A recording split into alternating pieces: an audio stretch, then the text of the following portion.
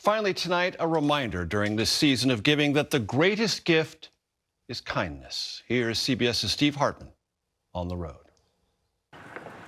On Detroit's west side, we found a story on a second story. It's a duplex. Yeah. Downstairs renter Colin McConnell says the new neighbors above have been disrupting his peace below. If I was the Detroit Lions practicing up there some nights, you know.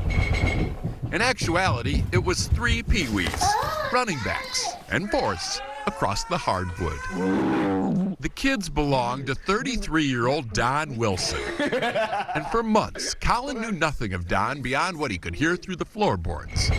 But when they finally met, Colin says he picked up a whisper of something much more. You could just tell something was weighing on him. So that's when I kind of was like, you good? And he just kind of was like, not really. Turns out, Don had just lost the love of his life and mother of his children. LaKenya had a stroke and died this past summer. She was 39. Just not having that person here, you know what I mean? Like, you know, I can't be like her. You know? Juggling the kids and a full-time job with virtually no savings was overwhelming. After Colin heard that, the noise from above became the least of his worries. He posted a video on social media asking for anything to help this guy. And within hours, the boxes started showing up on his doorstep. This is all for you, bro. Yeah, bro. It was everything Don would need for Christmas and beyond. But he says the best gift was that it all came from strangers. That was the best feeling, because it was random people that you don't expect, that surprise joy. It was just, it's amazing. I never felt it before. Very soon, people around the world will be listening for sleigh bells. But in this tiny duplex, this man will be listening happily for the pounding feet of children enchanted and know that Christmas has come. Look at that. Steve Hartman on the road in Detroit. The holiday season is a time to count our blessings and spread joy to those around us. CBS's Steve Hartman found a group of kids doing that and more on the road. The red caps were the only clue. The only hint that something Christmas was afoot. Here we go. Something that would soon strike straight to the heart. Are you guys serious? Seriously? The kids responsible for these moments of overwhelming joy are all students and former students of Derek Brown. Also, lights, please. A Phoenix elementary teacher who uses our on-the-road stories to teach kindness and character. A perennial favorite, Merry Christmas. Secret Santa. That wealthy businessman who every year gives out hundreds of $100 bills to random strangers. It's impossible. This is impossible. It is possible. It's true. Watching Secret Santa do his thing Crazy. made a huge impression on the kids. I was like shocked because, well, who does that? I've never seen anyone like just give money away like that. Could you imagine that someday it would be you? No, not ever. And so, with guidance from Mr. Brown, I sent everybody an itinerary. the kids started a Secret Santa club and began fundraising, calling friends, family, and businesses. They raised $8,000 without any help from their school or district, just so they could turn around and give it all away. It's okay. To people like Rosemarie Hernandez. Rosemarie had been out of work for a week. You will give me a lot of relief. Thank you, thank you, thank you, you guys. Oh my God. They also gave money to Deidre Taylor. Oh my God. Deidre had just gotten diagnosed with cancer and was down to her last $20. You guys are amazing. Gracias. The children spent the day changing dozens of lives. And along the way, they noticed something remarkable, that the more they gave, the more they got. I'm so happy right now. You get so many feelings in your body that just makes you like want to do it again. Their joy, that's the gift to you. Their joy, that's the gift to you. Exactly the realization Mr. Brown was hoping for. I want this memory to be so strong that it now drives them every day in everything they do. Did today change you? Definitely. I never felt this way in my life. So this was really a life changer for me. Whoever said money can't buy happiness, obviously, never gave it away. Steve Hartman, On the Road, in Phoenix. God bless you too. With this season of giving upon us, CBS's Steve Hartman goes on the road for a story about a man who lived a simple life but gave more than anyone could have imagined. Here at Teachers Treasures, a free store for educators who need school supplies, Executive Director Margaret Sheehan is still stunned at her good fortune. It was an act of amazing kindness. After someone called to offer her nonprofit more than $1 million. To which I responded, I need to sit down. And it wasn't just her. For the past 2 years, across the city of Indianapolis, dozens of other nonprofits have gotten the same call. The first thing he said is, what would you do with $1 million? We hovered above our own bodies, thinking like, is this real? The man making the calls was attorney Dwayne Isaacs, and he says just about everyone had that same reaction. Some wouldn't even hear him out. Probably 3 or 4 different entities that lost out because they just didn't take my call. Lost out on $1 million. Yeah. It was that unbelievable. Mm-hmm. And you still haven't heard the most unbelievable part. The money isn't his. He's just the executor. The money belonged to a guy named Terry Kahn. Terry worked 30 years for the Veterans Administration. He had no immediate family, and most importantly, he just was unbelievably frugal. Terry lived in this modest house in South Indianapolis, drove an old Honda, and refused to carry a cell phone because he said they cost too much. Even when he died back in 2021, he wanted no announcement, because who would spend good money on an obituary? The man was pennywise, but pound generous. Everything was directed to charity, but Terry didn't specify what charity, so Dwayne called around to see who wanted it. And in the end, about a dozen nonprofits took his call and got a share of the $13 million estate. So yeah, it's crazy. Including $1.5 million for Teachers Treasures, roughly double their annual budget. Forever changed because of his choice of how he lived. He's smiling someplace, there's no doubt about it. He would be getting a kick out of this. Yes. If only because he just got a glowing obituary on CBS News. And it didn't cost him a dime. Steve Hartman, On the Road, in Indianapolis. There are few things in life like the power of friendship. They can bring you joy in the best of times and help you heal during the difficult ones. Here's CBS's Steve Hartman on the road. 64-year-old Betty Strang of Greenfield, Wisconsin, is getting ready for an anniversary. The anniversary of a terrible day she can neither forget nor remember. I don't remember anything from that day.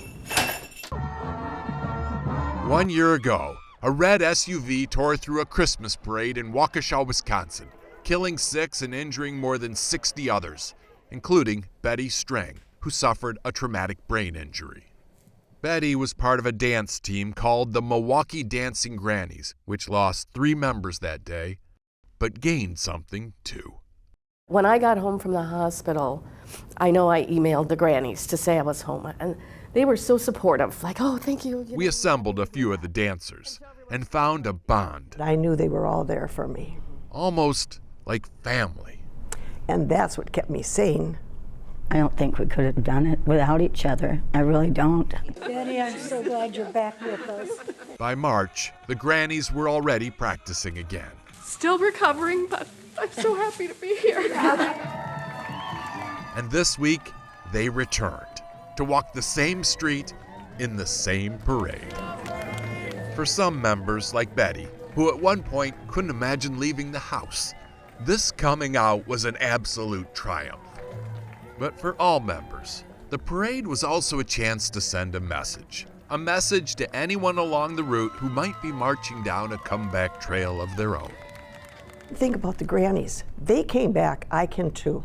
I plan to dance with the Grannies forever. It's a group of feisty women here, so, yeah.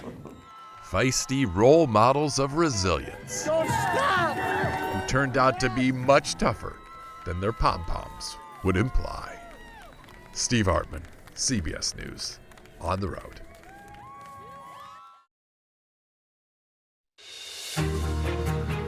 A few months ago, we introduced you to Lucky the Snowman and the Florida students whose hearts he melted. CBS's Steve Hartman goes on the road for the final chapter of this very special snowman story. It all started here at South Shore Charter Academy outside Tampa, when teacher Robin Hughes opened a book about snow. It's cold. And got a frosty reception. They just had this perplexed look on their face. Then that's when I asked the question, how many of you all have never seen snow before? As we first reported a few months ago, A lot of you. hands shot up.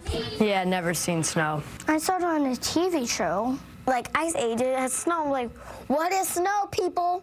Clearly, Robin had tapped into a desperate yearning that she wanted to satisfy. Good. Unfortunately, it hasn't snowed in Central Florida in 45 years. Still, Robin wasn't about to let a little thing like meteorology get in her way. So she reached out to her sister in Kentucky and went full out frozen. She asked me if I want to build a snowman. Amber Estes begrudgingly agreed to ship her sister this snowman. And I said, if he makes it to Tampa, his name is going to be Lucky. He made it. Meet Lucky. He made it. I was so excited when I opened the box. I mean, I could not wait to go in the classroom with them. So, all winter long, Lucky ventured out of the cafeteria freezer, ever so briefly, to grant these poor, snow-deprived children a chance to see and feel the mini miracle that is a snowman. It's real snow! And as a teacher, that's what you want. You just want that joy. The first time I met Lucky, I said he's handsome like a boy. Yes. Perhaps no one was more smitten than 5-year-old Momo. I love him. I knew I would kiss him. I knew it. Is that the first boy you wanted to kiss? Yes. And the second boy I'm going to kiss. You don't my have dad. to. Okay, good. All right. It has been 2 months since we first told this story, and all these warm greetings have finally taken their toll. There we go. Look at that. On Earth Day, the kids reintroduced Lucky back into the water cycle. So maybe you can guys see him another day. And although goodbyes are always hard, I miss Lucky. the nice thing about life on Earth Lucky's gonna forever live in our hearts. is that for every farewell, there's a hello. It's nice to meet you, Lucky the Tree. Lucky the Tree. Steve Hartman, CBS News. On the road with Momo. Time sure flies when you're having fun, and hard to believe that for 15 years running, CBS's Steve Hartman has been covering a mysterious Secret Santa's mission of kindness. Well, tonight the tradition continues on the road. About as far from the North Pole as you can get, at the edge of the Sonoran Desert, Secret Santa is about to do some of his best work ever. This is something I've had in my heart for years. Here, on the San Carlos Apache tribal lands. Hi. I've always felt inside my soul a spiritual connection with the Native American. And so, after a blessing from the medicine man and a briefing for his elf recruits, Today you're on the front lines of kindness. this anonymous wealthy businessman set out to give away $30,000 in $100 bills Don't be scared. to random strangers. Merry Christmas to you. Oh my God. And boy, was it welcome. That's 400 Secret Santa dollars. Nearly half the people who live on this Arizona tribal land live below the poverty line. It's going to put more food on the table, more for my family to eat. I had no food really. Elijah Cook says he knows hunger, Not much. but still plans to give away his money. I think it goes to my father. He needs it more. This is for you. After getting her gift, Velma Wilson said she could finally get her grandchildren what they've been begging for. Cat litter. And yet, even here, I want to give you this. where the need is so great, Secret Santa says it's not about the money. it's never about the money. Oh my goodness. Whether you're Native American, African American, Christian American, left American, right American, kindness is that common language between us all. And maybe that's why most people didn't cry when they got their bills. But when he made them feel like $1 million, Do you know how special you are? That's when the joy came. You are a beautiful spirit. That's when the tears rolled. You're an example to every mom. You're amazing. Nelvina Cobb got $400, but valued those comments much more. Just to hear that, it feels good. It helped me a lot. This holiday season, few of us will have the resources to give like this. But Santa says we can all make an equal impact using our wealth of words. You're an incredible, incredible grandma. Thank you. Steve Hartman, on the road. I love you. On the San Carlos Apache tribal lands. Nowhere is America's labor shortage more apparent and the solution more unique than at the general store CBS's Steve Hartman found on the road. Here in Norwich, Vermont, for more than a century, this general store has been as much a fixture in the community as the church steeple. But then that sign went up, screaming a desperate need in neon orange, a warning sign of an end approaching. Dan Frazier is the owner of Dan and Wits. How many openings did you have? All of them. All of them? Yeah. It was like, we're going to have to lock the front door because we have zero help. This is your dad's business. This was your grandfather's business. Right. And it was going to close on your watch? Yeah, which would be tough when you've invested your whole life into it. Customers were equally devastated. Of course, that happens whenever a small town loses an iconic business. But what sets this place apart is that these customers didn't just give Dan their sympathies. They gave him their applications. I'm so excited to have you here. Well, it's so nice to be here. This retired finance director applied for a job in the deli. There we go. Dr. Rick Farrell is working checkout. I'm just trying to get the cash register to work. People from all over town and all walks of life punched in to help Dan stay open. There I am. I'm a therapist. Teacher, second grade teacher. Professor of psychology. Principal of the middle school. I'm an RN. So far, nearly 24 customers, like Diane Miller, have stepped up. Because Dan and Wits is the heartbeat of this community. It's the heart of our town. For some reason, The heart of the town. I really got this sense It's the heart of this town. that Dan and his store are the heart of the town. And as if stocking shelves and running register weren't enough, virtually all of these new hires are donating their hourly wage to some of Dan's favorite charities. Dan says this has all been just the help he needed. Absolutely. The fact that the community stepped up, you know? I mean, sometimes it takes sort of a crisis, if you will, to appreciate what you have. How are you? And in Norwich, they have what every town needs more than anything. Thank you.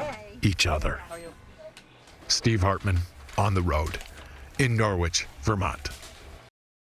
Tonight, we have the story of a foster dad who has much to be thankful for and all the foster kids who are thankful for him.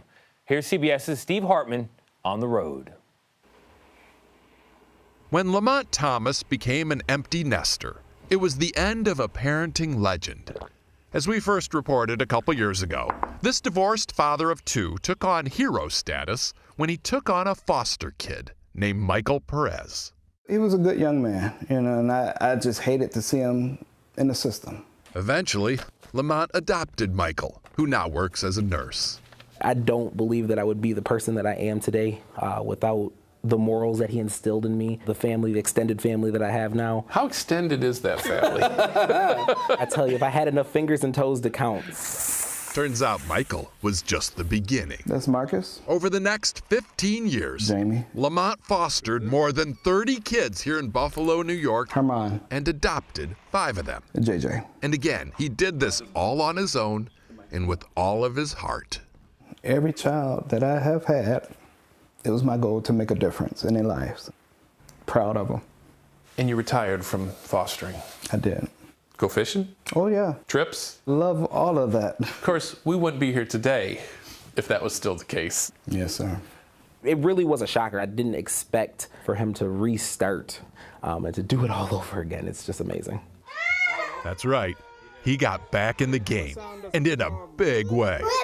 Took on 5 siblings, all under the age of 6. Major, are you eating books? Lamont, a retired caterer, says he did have other plans for these years. I didn't think it was this. But those plans have now been shattered with mayhem. When was the last time you went fishing? It wasn't this summer. Papa! Yes. Lamont decided to foster all 5 after he found out they were going to be permanently split up. Yes. And to guarantee they stay a family, Okay. he adopted them too. I had to help them. They deserve to be raised together. Don't lick my mirror, please. After this story first aired, we got a lot of surprising mail from women who saw this overwhelmed bachelor and thought, hottie. Some notes were subtle. Ask Mr. Thomas if he would like a pen pal. Others, more bold. Women calling from all over the place. One of them told me, I think you're my husband. Clearly, the kids see no room for romance, nor does Lamont. I was about to change my number. So he remains single, spent Thanksgiving with family, and is more grateful than ever to be not fishing. Steve Hartman, on the road in Buffalo. And who's not grateful for Steve Hartman for stories like that one? Thanks, Steve. You just never know where Secret Santa will show up or who he might be helping. This Christmas, Santa's delivering holiday cheer to essential workers with an assist from CBS's Steve Hartman. Here is tonight's On the Road. For a brief moment, I felt bad for Kimberly Davis. Not because she has to clean a COVID ward. She loves her job at Houston Methodist. I felt bad for Kimberly because I lied to Kimberly. They told you I was doing a story about essential workers, right? Correct. We're not doing a story about essential workers. Truth be told, I had to lie to everyone I spoke to for this story. And when they discovered my real intent, I'm sorry, I'm at a loss. most were speechless, No problem. lips aquiver, many in tears. My partner in this joyful deception was an anonymous wealthy businessman known to me only as Secret Santa. In a normal year, Secret Santa personally hands out hundreds of $100 bills to random strangers. Crazy! But this year, the novel coronavirus called for a novel sleigh ride. So he mailed packages to carefully selected essential workers across the nation. And inside that is a sealed envelope that says, "Do not open until instructed to do so by Steve Hartman at CBS." His targets included Ashton Dooley, a sanitation worker from Sarasota, Florida, whose brand new bride has cancer. She let me shave her head that first time. That's when I knew I wanted to marry her. Elgin Thrower, a security guard from Kansas City with a special needs son and a dream to be a police officer. In law enforcement, I can make a difference. And Danielle Dipp, a waitress from Pittsburgh, who's way behind on rent. It has been a pretty bad year, but somehow, somewhere, something's going to work out. On that note, I'd like to introduce somebody to you. Okay. Hi, this is Secret Santa. Danielle's bad year was about to get a whole lot better. Open up that sealed envelope. Okay. Everyone's bad year was about to get a whole lot better. Oh my gosh, there's money in there, you guys. This holiday season, Secret Santa gave away about $100,000 total to total strangers. Oh my God. And that's to help make your Christmas just a little bit better. Oh my God, I can't believe this. But of course, the money isn't the real gift here. Thank you. You know, kindness, when freely given with no expectation in return, is in fact unconditional love. And that's really what we're giving them. And what does it feel like to receive such a gift? Well, sometimes being speechless I'm sorry. says it all. Are you okay? Steve Hartman, CBS News. I'm sorry. On the road. Now to this story. Santa is coming to rescue Christmas if he can figure out how to fix the audio. Here's CBS's Steve Hartman on the road. 'Twas 3 weeks before Christmas, and all through this house, not a creature was stirring, except for this mouse. as Santa struggled to connect on Zoom. All right, here we go. Which is why the children heard him exclaim as he came into sight. Can you hear me? Nothing. Can you hear me, TJ? Your call cannot be completed as dialed. Jump and jangle those. It's a constant struggle to be a 2020 Santa Claus. And I make no secret that I don't know what I'm doing. Coronavirus has made Santa long for those simpler times of Polaroid poses and parting gift candy canes. Fortunately for Santa and his helpers across the nation, Tom, you need to unmute. there are support groups. Okay, am I unmuted? In these chats, technologically challenged elves help each other navigate their new normal. Click on those 3 little dots and save that to your computer. For Santa Bob Jordan, who summers outside Boston, the transition from private parties to virtual visits has been an especially tough chimney to climb. He got Zoom for Dummies, which helped, but one look around his workshop and you see what a jolly old analog elf he is. And yet, he got himself a webcam. And I get a boom microphone and a ring light. A ring light? Right? So that helps. It's very doable. It's going to happen. Christmas is coming. Because you know you're going to make somebody happy. And perhaps because of that unconditional love, a Christmas miracle happened. Are you getting excited for Christmas? Yeah. You are. Santa figured out Zoom. Hey! As have elves across the country. This is so cool. This month, they will do thousands of virtual visits. The real Santa. And although it's not the same as Santa's lap, I miss you, Santa Claus.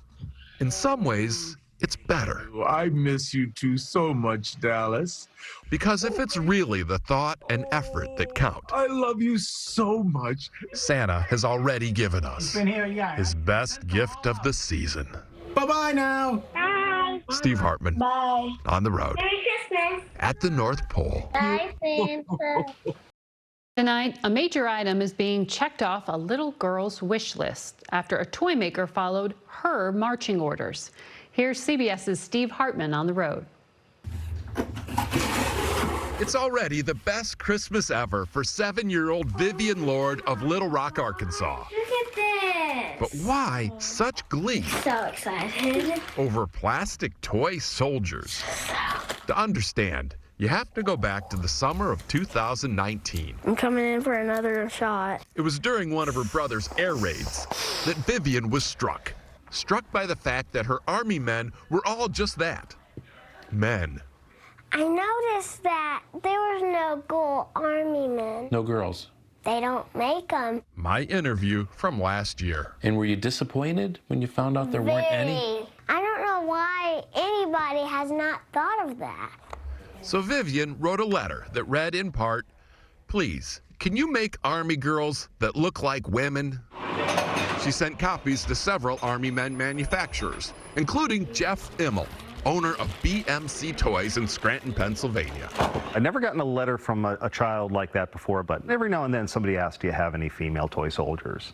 The answer has always been no, although Jeff told me it was on a list of potential future projects. He even had concept drawings. They were doing sketches, but they were busy making boy army men. Vivian just couldn't understand the injustice. And when poor Jeff was faced with those puppy dog eyes, so he surrendered. I'm going to do it.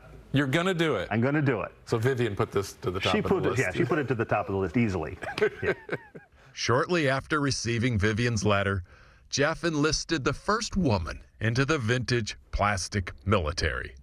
Today, there are 22 figures in all. And this holiday, they will be taking up positions under Christmas trees across the country. And that makes me super happy. I would play with them every day. Every day.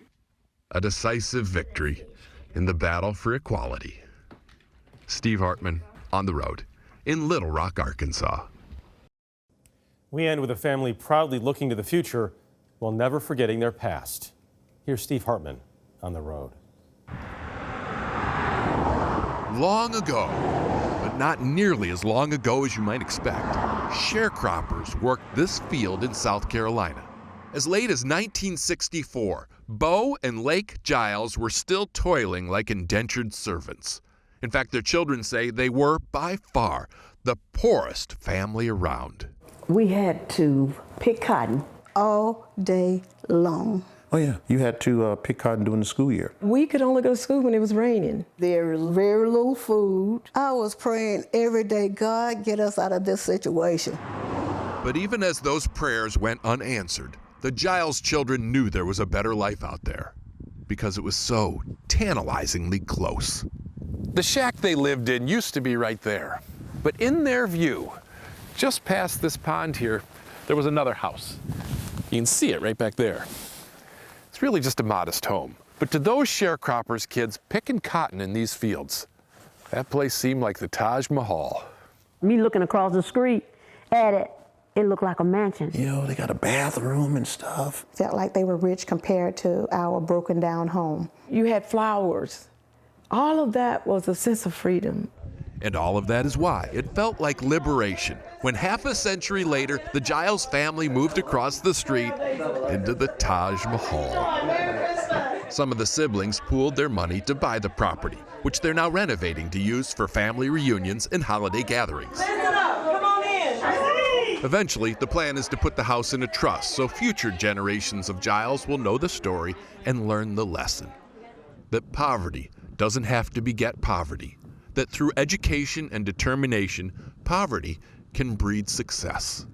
Dorothy became a teacher, Ruthie a nurse, Roosevelt chairman of the board, but he says still a sharecropper in his soul. It assured your appreciation of where you come from.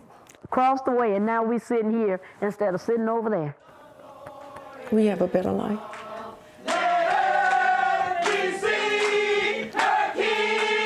This holiday season, many Americans will be unwrapping presents.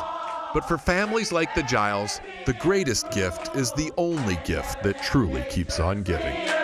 The sacrifice of those who made all this possible. Steve Hartman, on the road in Kelton, South Carolina. You never know where Secret Santa will show up or who might be helping. Here's Steve Hartman on the road. Ma'am, how are you doing today? You ready for Christmas? A lot of people ignore the homeless, but folks rushing past Moses Elder may regret their haste. Yeah, I'm blowing it. Because this week, all people had to do was pay him some attention. Ladies! And he would pay them back in Benjamins. So there's $100 for you. You can imagine the shock. $100 for you.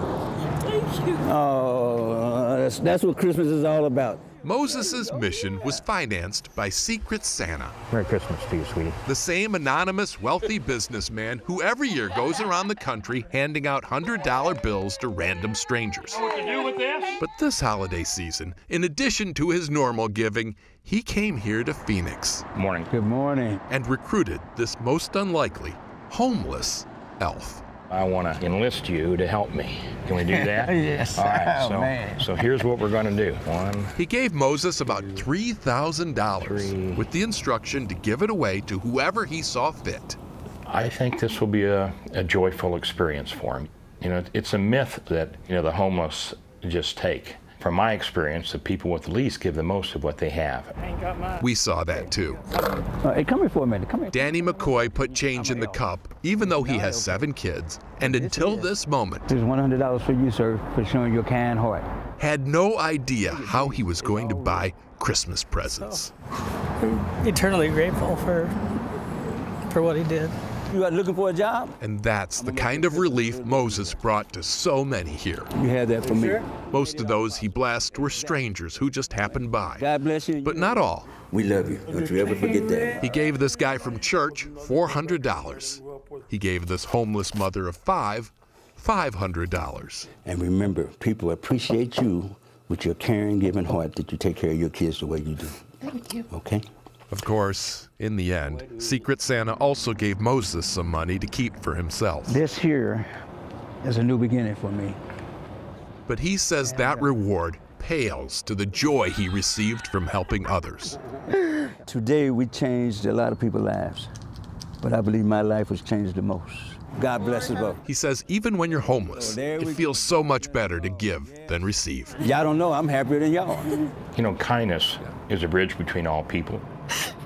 And so if you're ever down and you want to lift yourself up, go do something kind for somebody. Maybe that'll help you. It'll make you feel like way more than $100. There you go. Yeah, that's okay. Steve Hartman. Yeah, that's okay. On the road in Phoenix. Yes, that's okay.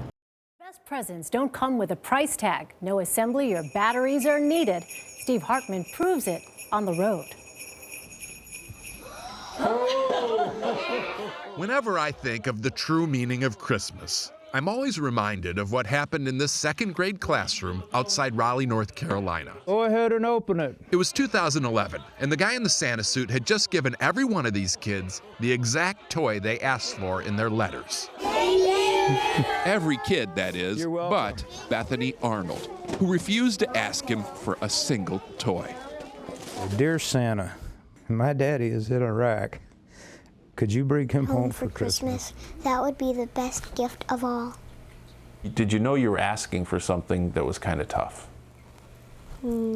Yes, but, well, it's tough to go around the world in one night. That's true. And I've never wanted anything more than that. Bethany's dad, Wendell Arnold, was a contractor in Iraq, repairing the country's electrical infrastructure. I understand that he has to stay and help people, but I do miss him a lot. Last time they saw each other, they exchanged these keychains. This is his heart. She carried his, while he held on to hers. I told her, I said, the next time that I see you, I'll give your heart back. Unfortunately, bringing two hearts together at Christmas isn't always a government priority, which is why this year Bethany decided to appeal to a higher authority, Santa. Still his laughing belly. She even asked him again at school. Santa, for Christmas, I want my dad to come home. And that's when her wish began coming true. That's when she got her heart back. And that's when I got my reminder of what this weekend is all about. Daddy! There's not a toy in the workshop that ever got this kind of a reaction. You sure you don't want something else? Just so happy that you're home.